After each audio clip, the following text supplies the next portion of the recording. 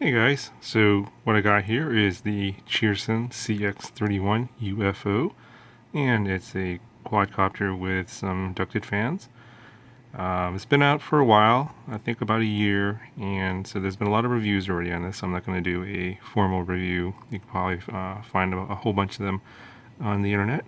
What I do want to do is talk about in this video is what I want to do to the Cheerson CX-31. And as you can probably tell, if you've been watching my channel, you already know what I'm going to do with this thing. As you can tell, it looks very similar to something you've probably already seen a lot of. And there's the tiny whip, the Inductrix. So, what I propose to do, let's get the controller out of here, is to put the FPV camera on top of the Cheerson and see how it does. I think that I'll first probably use the adapter cable here just to see how it goes at first, and then if it flies, I will probably do a full mod like I did over here so that I can easily transfer the camera back and forth and use it for FPV. And you can see here that it's, even though that there's a lot more plastic here, the motor distance is fairly similar. The Inductrix is about a centimeter shorter, maybe less than a centimeter, motor to motor. And I'm pretty sure this guy is a way lighter, but this Cheerson's got way bigger motors. Okay, let's take the camera off of here. And Inductrix is 14 grams, no battery, and the Cheerson comes in at a whopping 42 grams, so may need to shed a little weight on this guy. So the Inductrix comes with 6mm motors, and I believe the Cheerson here has 8mm motors. I'm not 100% sure on that. I will have to get a caliper in there to measure it, but it looks like it's going to be not that easy to get to the inside. Anyway, I'm going to go try and mod this and fly it and see how it goes.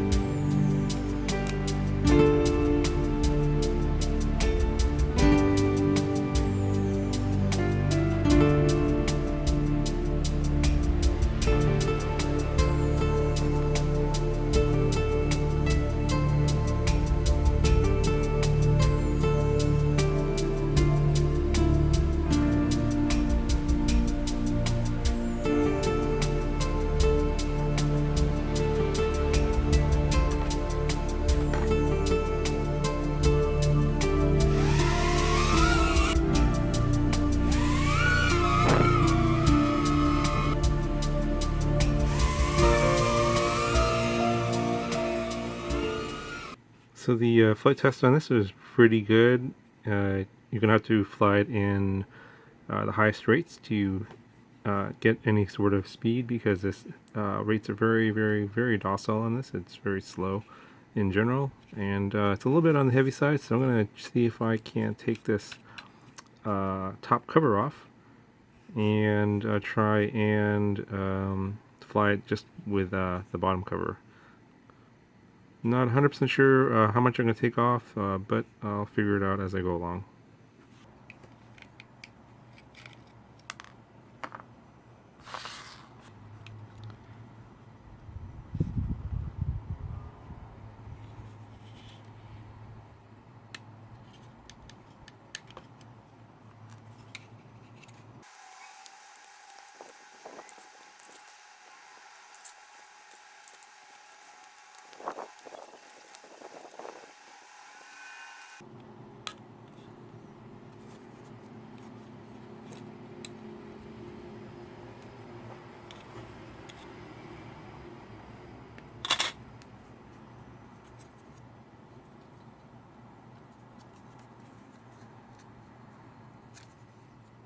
not a lot to this. Let's take these little LED clips off here.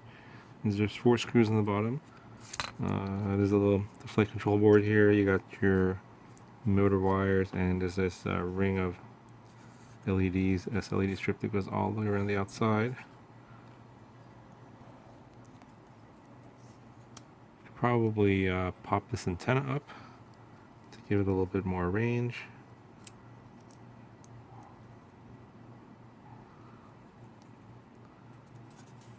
And this is where the battery lead goes in.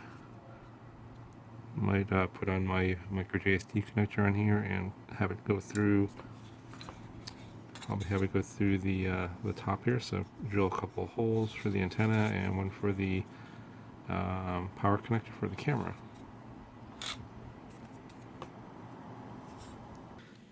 Okay, so I drilled 2 small holes. This one's going to be for the power connector, which I'm going to stick in right there and solder directly to the board. I'm going to put another hole over here for the antenna to pop through.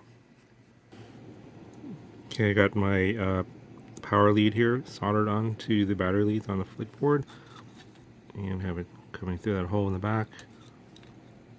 Going to go ahead and pop the antenna through, close this up, and should be ready to fly pretty soon. Okay, so I got it all back together and put the antenna through the hole here. There's the power connector. I'm going to mount the camera right back here behind the alien head, and I just made this little piece of foam block with the door lock on one side. That's where the camera's going to mount to, and some double-sided foam tape. It's going to go right like that, and then I'll just stick the camera in there, plug it in, and we'll go and fly it. Okay, got the camera mounted. I'm just testing the positioning of the angle of the camera, and I just have it plugged into a 1S battery right now.